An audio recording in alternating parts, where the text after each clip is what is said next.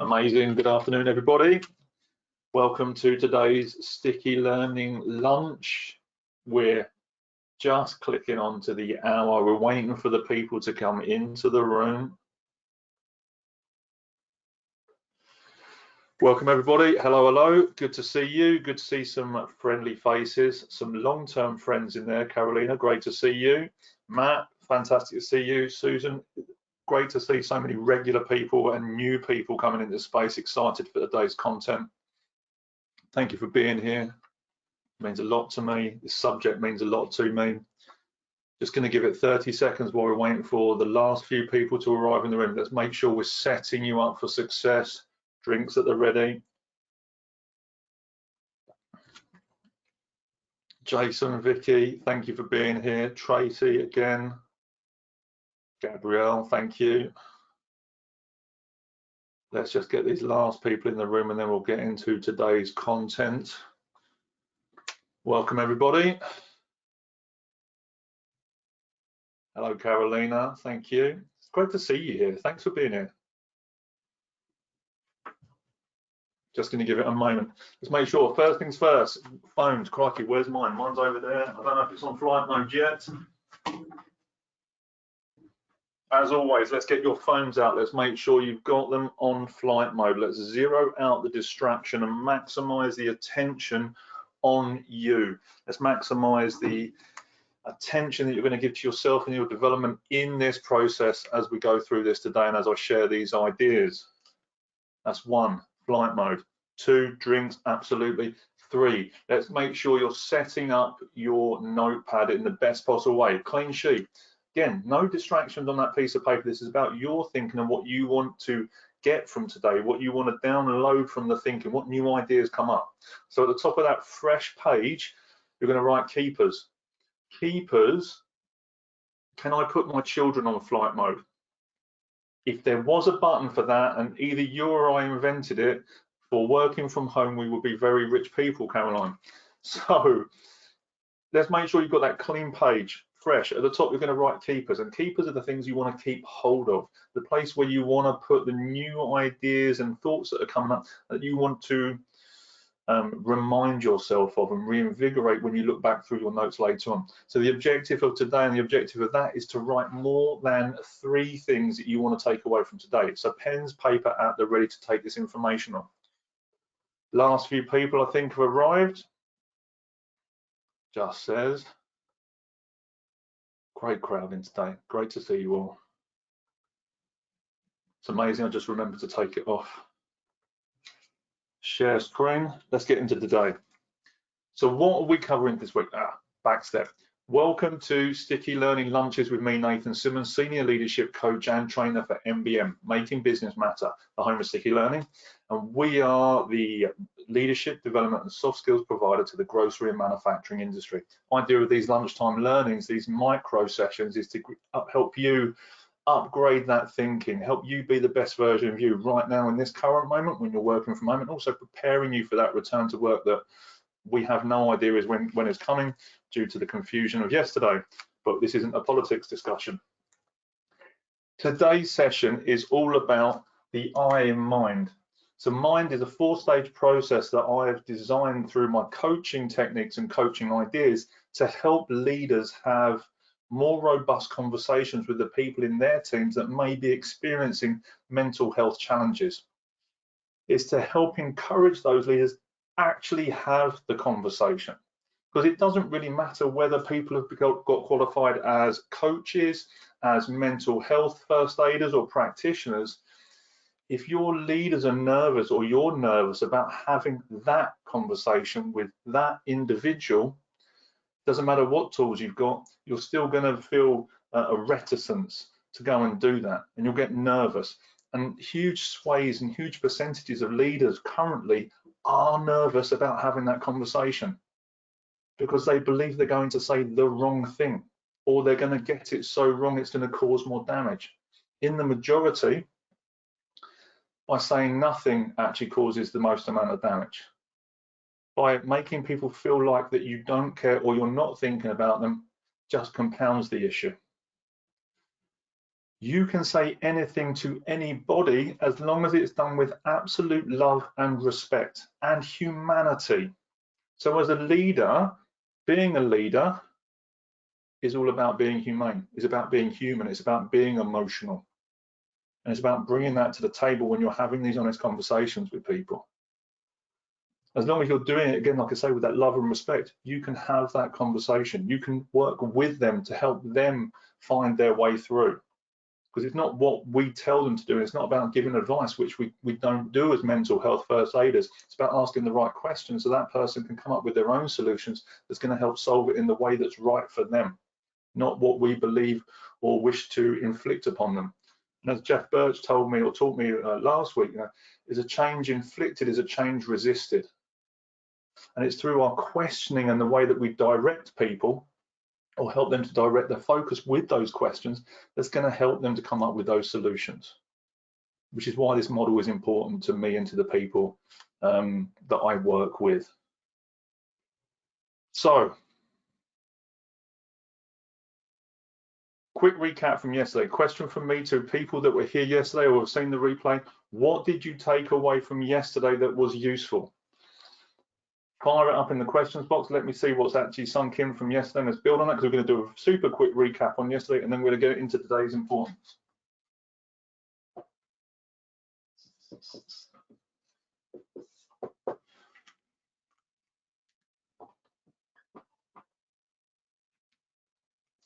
Four F's model, good. Brain shifting, absolutely. How someone thinking may change when it's in a crisis, absolutely. Brain shuts down. Ownership and getting them to feel safe enough to talk, absolutely. Brain is a validation machine. Questioning and signposting, huge. Guys, thank you very much for taking this on board. A quick recap, mind. It is mindset, tell I. The mind is the model. Mindset starts with yours and theirs. It's not all about them, it's all about you as a collaboration about making things work. Number two is, yes, the mechanics of the brain and how it's actually working against us and playing tricks on us. But it's doing that based on 200,000 years of evolution to keep you safe and alive so that you can procreate and continue the species moving forward.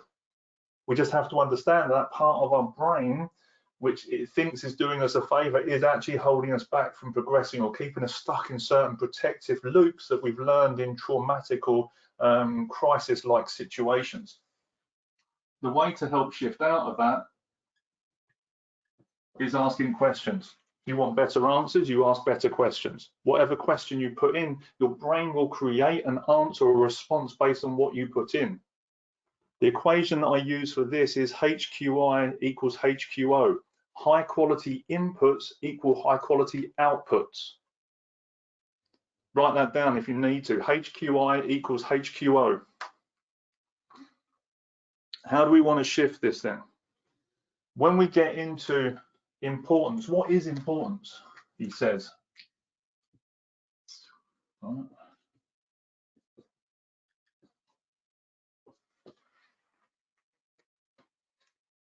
Importance is the thing that we put on certain parts of our life.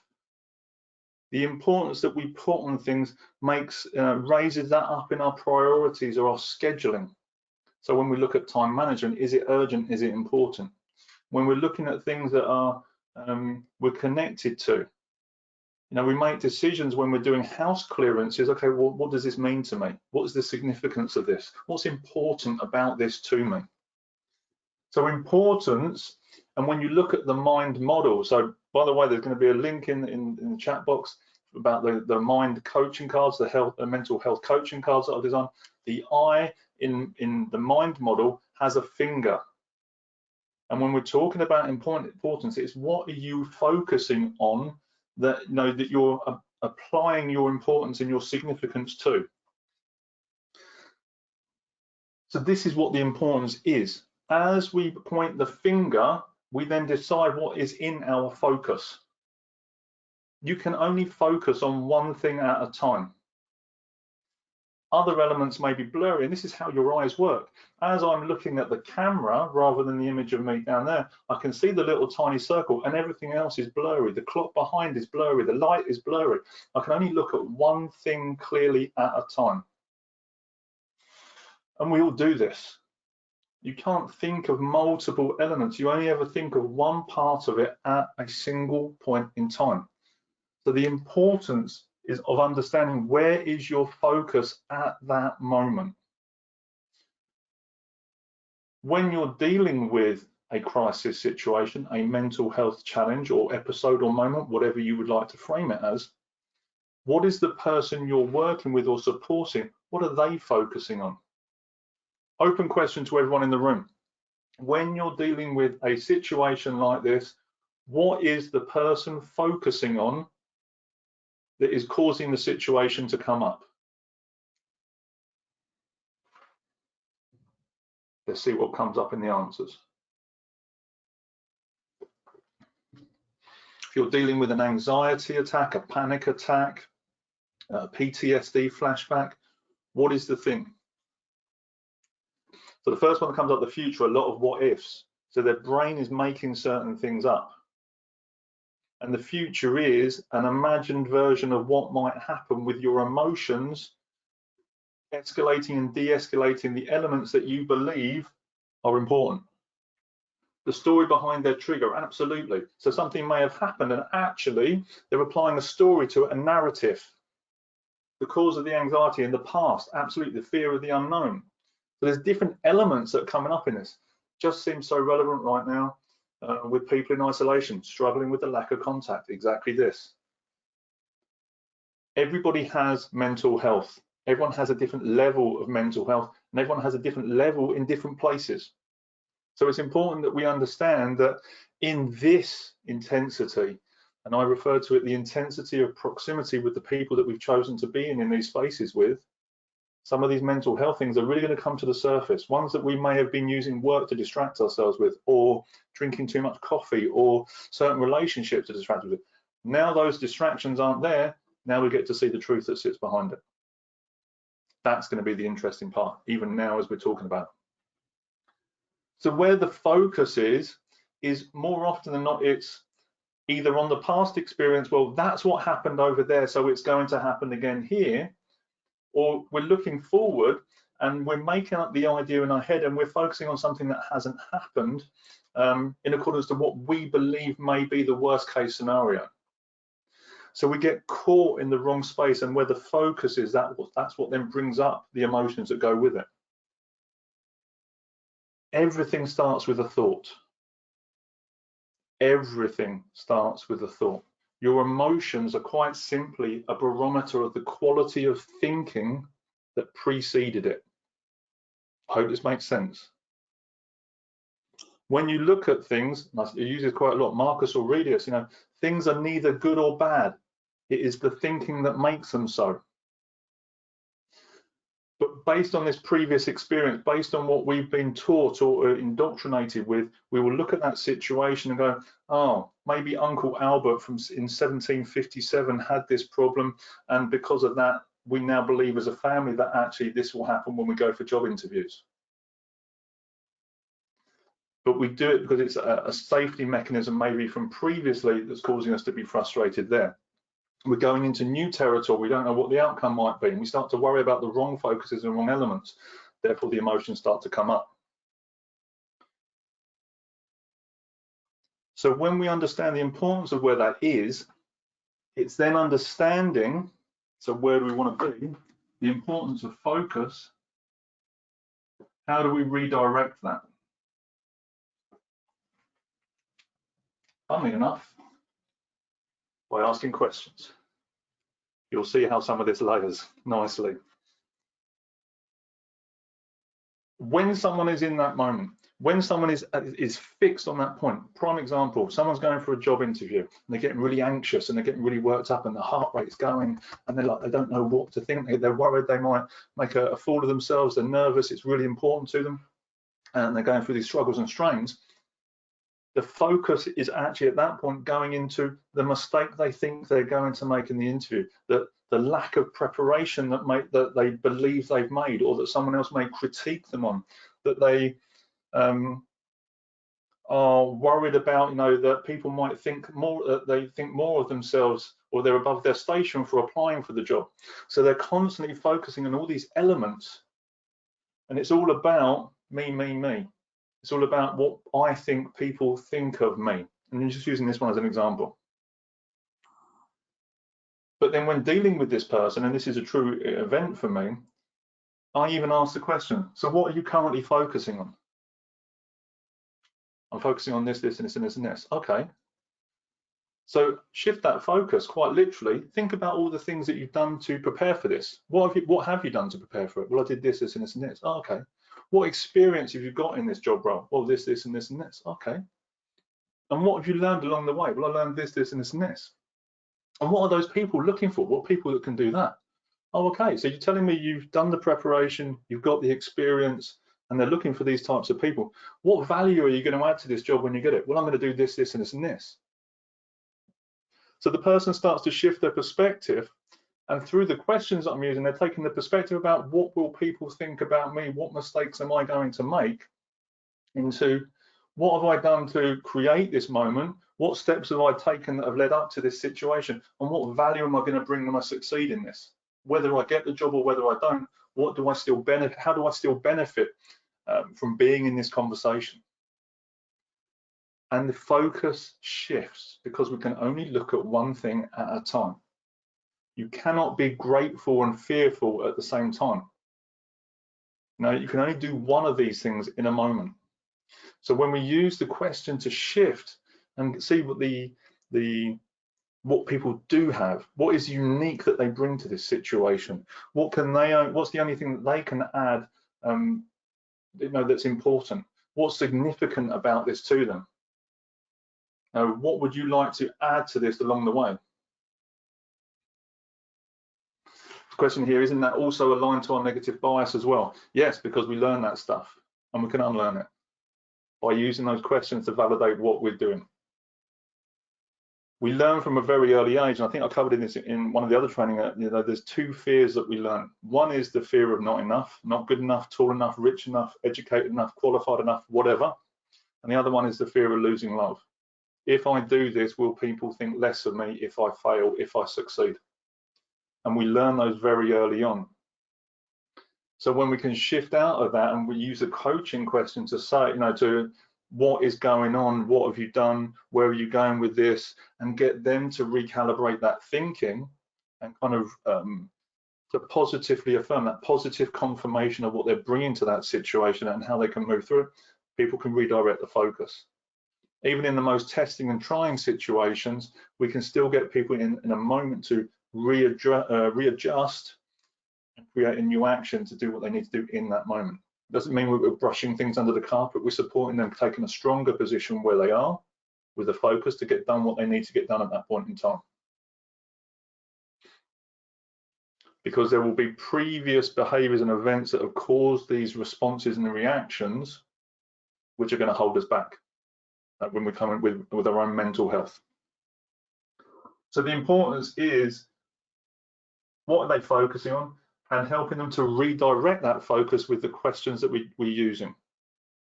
And by the way, I'm going to say again, the mental health coaching cards, they're on the website. They are £5, huge value for what you get in there. A huge raft of questions in there. Some of them I've already started sharing with you.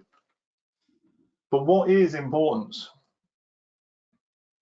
Well, the challenge is, and what I started talking about was, it's the importance we put on things. The difficulty we have this, as we raise the importance up on it, we start applying internal pressure into our own head, into our own psyche. And when we believe that something becomes so important, as a job interview as example, because there's millions of those happening every day. This job is all important to me. It's all encompassing to me. I cannot think of anything else. If I don't get this job, people are going to think I'm an idiot. I won't be able to pay my credit card bill. I won't be able to do that if I get the job. But yeah, if I get the job, people are going to think this of me, and then I'm going to struggle to keep up with the other people in the department, and I won't know what they know. And we start getting ourselves caught up in these loops. But the importance level goes up, and so does the pressure level. So as we put more importance on something and we raise that pressure, we start to create a kind of a positioning, a tension. And when we start putting that pressure on, whether it's quantum, Newtonian, astro, whatever, the moment that you apply pressure, you create an opposing force. that opposing force psychologically is that importance that we're applying to it, then gives us something to push against. And it starts to become difficult and obtrusive, because there's always that thing that's pushing against us, rather than relaxing into it and being firm in our mental position, our physical position, and going, okay, well, I've done this, I'm doing this, I'm working with this, okay, I've got these great experiences, this is how I'm going to approach it. And you know what?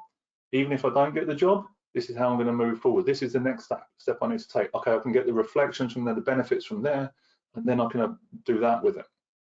And we're already thinking and looking at new ways that are going to keep us growing and thriving and developing, rather than everything is on this one event, and if it doesn't go my way at the end, that's it, which we see in a lot of situations. When we reduce the importance down, we take the pressure off. We're not saying that it isn't necessary or there is a significance to it.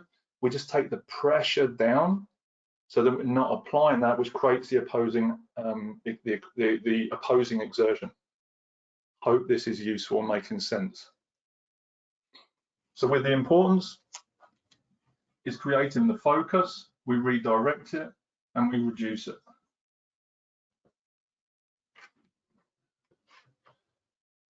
What's been useful from today? Crikey, it's 22 minutes, 20, and I'm on the nose for time, 20 minutes.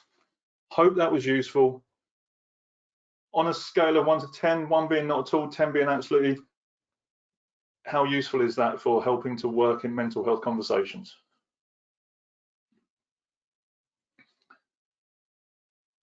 A couple of 10s coming in good, thank you, really appreciate it. It's a very different way of looking at it when we understand how people are thinking, how people are focusing on where they're putting their importance, and the pressure that they start to build up in their head as a result of where they're looking. Depending on where you look at something depends on what you see. And the redirection effect on the focus, absolutely. Where can I find yesterday's video, as I was on annual leave and couldn't get it online? Adam, absolutely, we can sort that out for you right now for yesterday's video. Focus and redirection is good, absolutely. What questions have you got for me now? We've got a little bit of time to play with, more than normal. What questions have you got for me right now to help you strengthen those questions that you've got? A couple of people asking for yesterday's video. We shall get the links for that in the below. And while those questions are coming, we're also going to put the link in for tomorrow's. If you have not registered for tomorrow, now is the time to make sure you're registered for tomorrow. We're going to be covering the N from the MIND model tomorrow. Make sure you're registered for tomorrow. This is just going to get stronger and stronger as the week goes on. Watch the replays, watch yesterday's, get in for the rest of the week, because this is just going to give you a really robust framework to develop those conversations with the people that are most important to you, those in your teams. Questions coming in. How do we keep focused and stop the past creeping up? For ourselves, good. Prime example for this, how do we refocus? So imagine you're going to do a public speech for the first time. You're going to present it in front of an audience. You know, and if you've done this already and you're working in your teams and you're delivering monthly numbers, etc. Okay, this is going to be normal. But imagine it's your first TED talk. You've been asked to present on a TED stage and deliver something you're really passionate about. What often happens when we're dealing with public speaking and these, you know, we start thinking about the mistakes we're going to make. What will people think of us? You know, what outfit am I wearing? Is my makeup good? Will they hear what I'm saying? Is it? We start going through all the challenges, and we get stuck in the problem, and we start complaining about stuff. And I've said this before, as a mentor taught me, you know, complaining is the glue that keeps you stuck to your circumstance. And as I understand it now, is you cannot activate solutional thinking while you're complaining. So we get caught in this moment. When we shift out of ourselves, because it's all about me, me, me. Do I look, no, how do I look in this outfit? Is this right? Is that right? Will they know, what will they think of me? Da, da, da. It's always me, me, me. Actually, what is it I'm here to give to these people? What is it I'm here to provide? What message am I, no, what's the reason these people have asked me to be here, and how do I deliver that message? So we shift the focus in ourselves by asking those questions about, why are those people sitting there? What's the reason they've asked me here to deliver this content? And by shifting that, is we help to create a different dynamic of it. in our own think in our own head. Then when we've done that, we can then get on with it. When we're doing this in dealing with mental health situations, again, it's just getting out of our own way. You know, this person that I am helping is the most important person in the conversation. It's not about me. And there was always, with coaching, with mentoring, with mental health, with giving feedback, who is the most important person in the conversation? And when we remind ourselves of that, we take the focus off of ourselves, put it onto the other person, because they are the most important person in the conversation. Who do I want to be in relation to this person? I want to be the person that's going to help them make the next best move. I want to be the person that's going to provide them the piece of information they need in order to develop and grow. Robert Ingersoll, one of my favorite quotes, "We rise by lifting others." But if I'm always worried about what people are going to think about me, I'm going to be crushed under the weight of their opinion, the good opinion of other people, goop, as a mentor, again, the same mentor taught me before, will get crushed under the weight of that, rather than thinking about how I can then climb up, pull people up and elevate and so on and so forth. How do you make leaders aware of that they don't do that? By repetition. Just because when I share, in the nicest possible way, I share uncommon things in uncommon ways, and people go, oh, because there's a shift in psychology, they can see why they ask certain questions or why they approach certain things because of the stuff that I've learned. Not everyone's had these experiences, and it's the same for all of us. Is we have no right to tell someone else what to do. The only thing we can do is two things: be the example and be the invitation. So we do what we do by example, by osmosis, by delivering the best possible viewpoint, an example. Now, and we still catch ourselves when we make mistakes, but holding our hands up to say, you know what, I didn't go the right best route on it, I want to improve that. When we turn up and we show these behaviors and we let other people see that, it then encourages them to shine and be in their full potential. But we have no right to tell anyone what to do. If they don't want to do it, it's up to them. If it's detrimental to the business, to the brand, to the reputation, that is a different conversation, one to be facilitated by HR, leaders, whatever. When we want to do it as leaders, though, we have to show. And I give a horrendous example where a group of, I believe horrendous, a group of freshly qualified mental health first aiders, and I get called by a team leader and says, I spoke to so-and-so, who is the mental first aider, and they told me to come and see you because they were too busy because they were going into a meeting. In that example, who is the most important person in the conversation?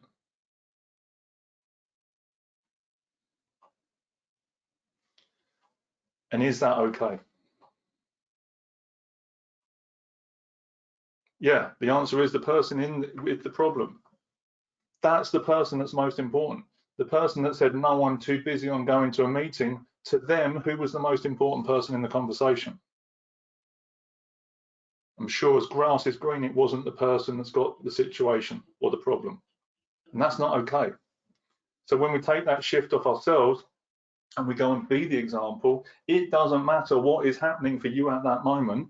If there is a mental health or physical health necessity for response, everything else stops so that you can go and resolve and be in that moment, because the person you're working with is the most important person in the conversation. Just because you cannot see it doesn't mean it doesn't exist. I'm pretty sure if that person was a physical first aider and the person was bleeding out, then they would have got involved because it was tangible. But because mental health isn't tangible, we don't want to interact with it. The other part of that is, it's getting deep on this question, I like this, thank you very much for this one. The other part of that is how vulnerable are you as a leader? Whether you're in HR, leader, whatever, how honest are you with yourselves? Vulnerability isn't a weakness, vulnerability is an honesty. Vulnerability is the capacity to be open, to be wounded, is one of the dictionary definitions of it. Doesn't mean that you're weak. Now, in order to be vulnerable, it means you need to do your own healing, you need to do your own reconciliations in order to be able to help other people. Gabor Mate refers to the wounded healer. You know, you cannot be a healer, you cannot be a practitioner in these spaces unless you've healed your own wounds. Because all you'll do is you're just going to, you're just going to cover everyone else in your blood and cause more problems. And it's the same with leadership. Right now, we have a crisis of leadership for varying different reasons, and we have a lot of wounded leaders that are in positions of power in organizations, countries, geographical, whatever, that haven't reconciled and dealt with their own pains and their own challenges and their own traumas, and then just inflicting that on other people. So you may find in some of those leaders that aren't necessarily wanting to do it themselves, it's because they in turn doing that, they have to face up into themselves of that fear potentially of going and processing some of this stuff that's happened to them. And as I said yesterday, trauma is relative to every individual. Crikey, that went in. Thank you. What other questions you've got? You know what? If there's anything else, let's bring them now, because this is important stuff. Any other questions right now for me regarding the I and mindset around working with leaders in mental health conversations? If not, I'm good. You've got your link for tomorrow's session. Please make sure you are registered for tomorrow. We're going to continue this momentum of thinking and development. If you haven't got a copy of the mental health coaching cards, they are available on our website to purchase now. Thank you very much, everybody, for your support today. Thank you very much for being here. If you have any other questions, let me know. Email us, bring them to the fore, bring them to tomorrow's session, 1 o'clock. Be here, same sticky learning time, same sticky learning channel. Have a great rest of your day. Thank you very much. Cheers. Bye.